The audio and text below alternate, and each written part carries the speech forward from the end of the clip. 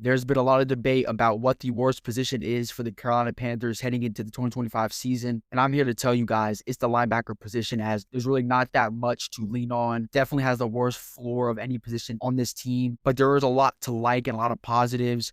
Really specifically being Trevin Wallace, the second-year player coming in with a lot of athleticism and versatility as a linebacker position. So in this video, I'm going to rank this room 1 to 4 as it stands, every single player at the moment. This is not what I think they'll be at the end of the season because we're not projecting. This is what we've got so far in every single player's career in this room, what they give to this team in 2025 and all that. The best player in this room at the moment, in my opinion, it might be a surprise, but it's Christian Rosebloom, the player we signed on a 1-year deal after playing on the Rams the last 4 seasons. And when you look at it, last year, 2024 was really the first year that he really broke out in a sense in terms of he had 133 total tackles. And for me, tackles are just a small portion of being a linebacker because when you look at tackles, are they disruptive? Are they impactful? Okay, are they making impact every single play? Like you can have less tackles than somebody, but you can be more impactful down to down every single snap of a game. And that's why I have Christian Rosebrook number 1 and not, for example, like a Josie Jewell or Trevor Wallace, because of the fact that last year on the Rams, yes, he had a better team, right? You could look at it and be like, Josie Jewell was his first year on a terrible team. And before that, when he was on the Broncos, he was very underrated. And I agree. So that argument you could use for Josie Jewell if you want to put him number 1. If you want to put Trevor number 1, it makes sense as well because he is also a very athletic linebacker. He's in year 2. There's a lot of hopes and high expectations for Trevor heading into year 2 as we need him to be this linebacker that we hope he can be to really make this room be the best it can be. But for me right now, it's Christian Rosebrook because when you turn the film on, okay, take everything out of account, the stats, the tackles, we turn the film on, snap to snap all year long, he was really impactful for the Rams in every single level when it came to pass rush, when it came to stopping the run, when it came to pass coverage. He was really consistent. Okay, is he an elite linebacker?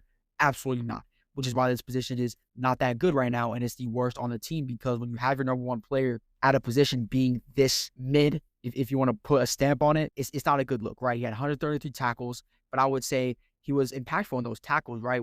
Whenever you look at quarterback rush and pass rush as well, he had an 18% quarterback rush rate last season, which is actually pretty good because when you look at some of the higher level players like a Bobby Wagner, for example, who's been higher in the league, they're below 50% in terms of quarterback pass rush percentage all season long. So basically you get the percentage of how many times you blitzed all season long and how many times you got pressure on the quarterback all year. And he got an 18% out of that. Only 5 TFLs last year, only 1 sack. Okay, but are you impactful? The numbers to me don't tell the full story because you can look at the numbers from somebody else and be like, oh, they're so much better because of this and this. How impactful are you? How impactful are you down to down? You're not going to be able to get sacks all the time, especially as a linebacker because you're not a pass rusher, especially when you're playing a middle linebacker. Sacks don't come by unless you're like a Trevin Wallace who is going to be used to blitz in a lot of areas. But when you're a player like this and you're very versatile, he can do everything and he can play in the passing game. He can stop the run decently. He's, I think, the best at that in this room. And he can also get after the quarterback if you need him to at times. Again, being the number 1 player in a room is not good. I think he's a great number 2. If you had like a Shaq Thompson, they'll complement each other very well, which is why I'm concerned this position is not good right now. At the end of the year, you need Trevor Wallace to be your number 1. That's kind of where I'm heading to right now. As I'm looking at this position, if Trevor Wallace is not your number 1 by the end of the year, this position failed. So honestly, by week 8, if Trevor Wallace is not like the best linebacker in this room, he probably will not be all year long because you have a half a year sample size of that. But right now, I have Christian as my number 1 linebacker in this room. He could not even start next year. It could be Josie and Trevor Wallace start the season because he is a first year heading back and Trevor is year 2 and the staff likes him. And Josie is just a veteran that I don't think is not going to start for this team in 2025. My final stat line for Christian Rosebrook in 2025 is going to be 75 total tackles, 3 TFLs, and 1 sack.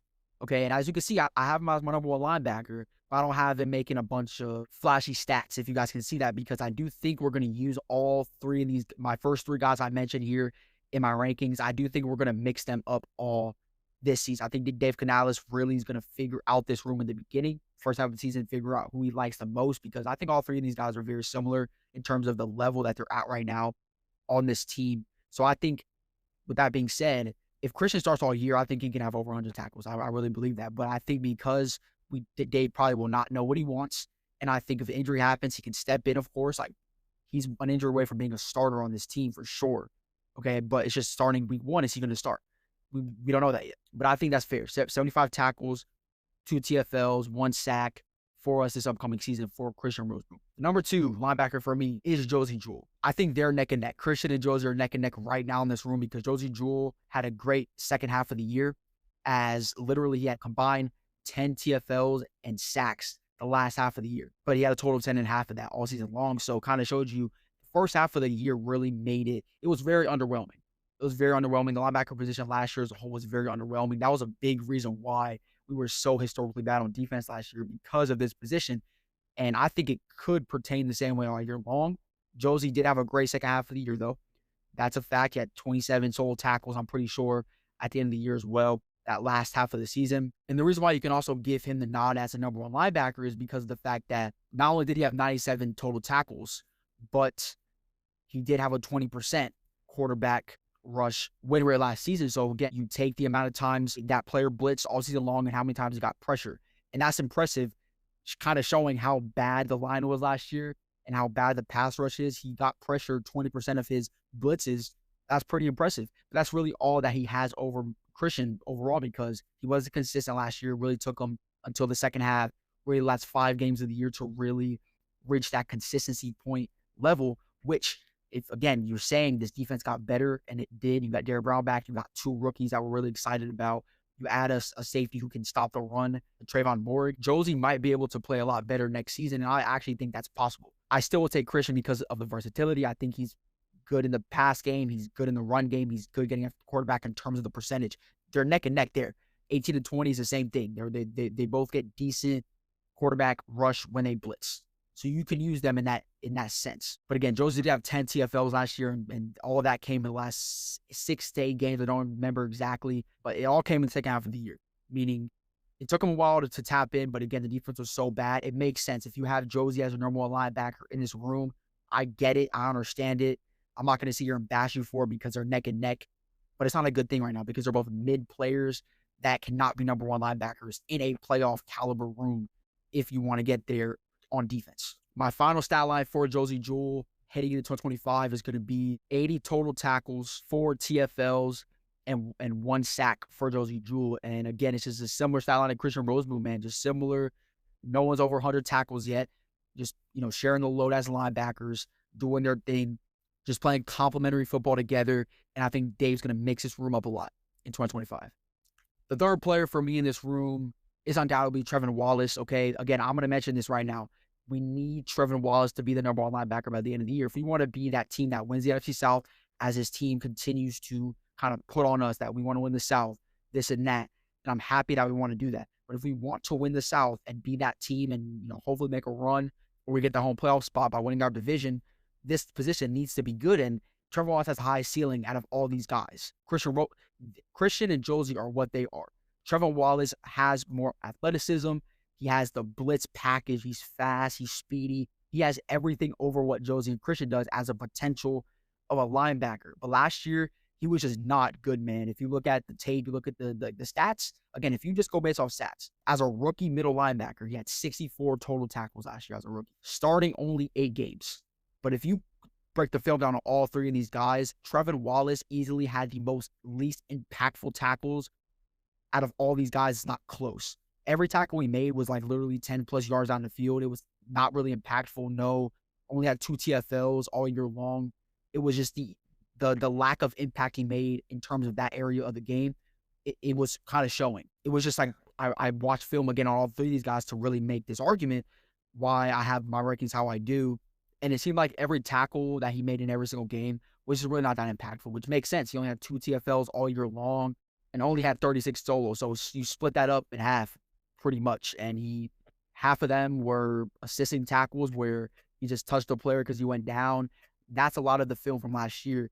And he did not make an impact in the pass rush game at all. Pass coverage is a glaring need. And not only that, like we knew, last year we drafted him, strength was coming in, was athleticism, getting after the quarterback.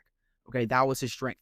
And we knew his weakness was pass coverage, and it showed in year 1 by a long shot. So he has work to do in every single sense of the imagination, but I'm excited to see how he's improved in training camp, preseason, kind of see how his game has molded to what we need him to be. Because again, if this room hits its potential this season, I'm not saying Trevor Wallace hits his potential this year because he's in year 2 and he had his terrible season last year. Just taking a broad look of his season, not just looking at the stats, like taking a broad look, analytics. He had a bad season as a rookie. But again, I have him third right now in this room, but I think he can definitely be top 2 or maybe even the best linebacker by the end of the year. So my final stat line for Trevor Wallace in 2025 is going to be 5 TFLs and 2 sacks. So he's going to make a little jump.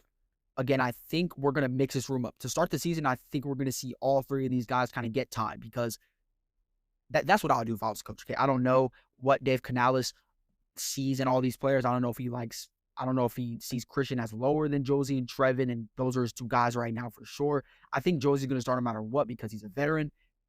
He was on the team last year. He had a great second half of the season, so I think he's going to start. But Trevin, year 2, he did not have a good first year at all. Maybe he looks at that and says, we want him to develop a little bit and kind of go in the mix and not start as much and play that much, right? But I don't know. But I think 85 total tackles, 5 TFLs, and 2 sacks is a good stat line for Trevor in year 2. And I think he's going to be more impactful in every single stretch of the imagination on this defense, specifically in the pass rush game. I think we can use him in some sets there. And hopefully he can get more, quarterback rush type plays this upcoming season. The last player in this room that I have ranked in the 4th spot, and it's really not close, is Claudin Sherrillis. And I don't really have much to speak on him about. Claudin last year got some time because, again, his linebacker position went down. Trevor Wallace got hurt a tad bit last year, and Claudin was really our third linebacker. So he really got time to start last year, starting 2 games, but playing 13 of them. He had 28 combined tackles. Again, but he was one of those players last year. Seemed like every linebacker at the beginning of the year specifically just wasn't good, man. Consistently, they just weren't good. Claudin was one of them when he got time to be on the field, which he was on the field, again, 13 games of the season, just only started 2 of them. He was on the field a lot, okay, because we mixed in that rotation of guys as we didn't know what we wanted. Trevor was a rookie, okay. Josie was not playing, that well first half of the year. So Claudin got some time. He got some snaps. But he was another one of those players that just did not play well. So this year for Claudin, man, again, it's going to be like similar like last year. Just not a lot of time being played. I think he's the 4th linebacker. I don't have a stat line for him. Maybe like 15 tackles total.